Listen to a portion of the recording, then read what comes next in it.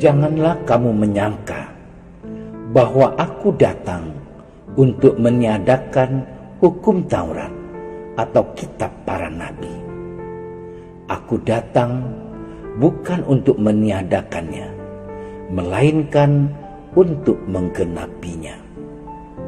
Karena aku berkata kepadamu, sesungguhnya selama belum lenyap langit dan bumi ini, satu iota atau satu titik pun tidak akan ditiadakan dari hukum Taurat sebelum semuanya terjadi.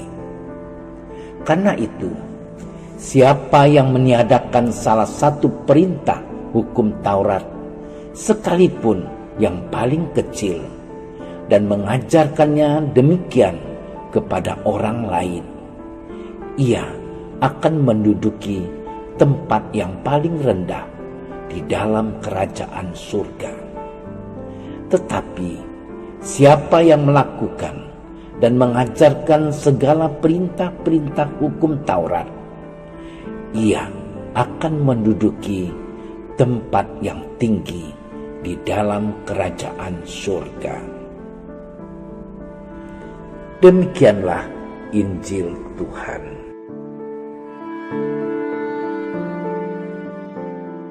Janganlah kamu menyangka bahwa aku datang untuk meniadakan hukum Taurat atau kitab para nabi. Aku datang bukan untuk meniadakannya, melainkan untuk menggenapinya. Saudara-saudariku yang terkasih, Yesus hadir tidak untuk meniadakan hukum, aturan, dan kebiasaan baik yang sudah ada, tetapi melengkapinya. Ini perlu supaya manusia tidak jatuh ke perkara yang lahiriah dan dangkal semata, tetapi juga supaya dapat menghidupkan cinta kasih. Hendaknya kita tidak hanya terpaku pada huruf-huruf peraturan dan hukum, melain juga memahami maksud terdalam dari berbagai peraturan dan hukum. Yesus tidak ingin berhenti pada peraturan dan huruf-huruf yang ada di dalam Taurat itu. Yesus ingin meluruskan dan mewujudkannya secara nyata. Namun dalam mewujudkannya, Yesus menghadapi penolakan dari orang-orang Yahudi. Saudara-saudariku yang terkasih, Yesus menggenapi hukum Taurat dengan hukum kasih. Hukum yang membebaskan manusia dari segala hal-hal yang membelenggu.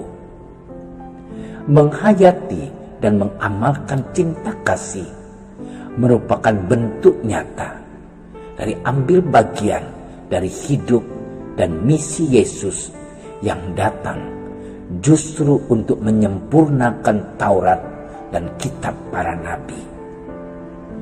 Orang yang melakukan suatu kejahatan tentu saja harus dihukum.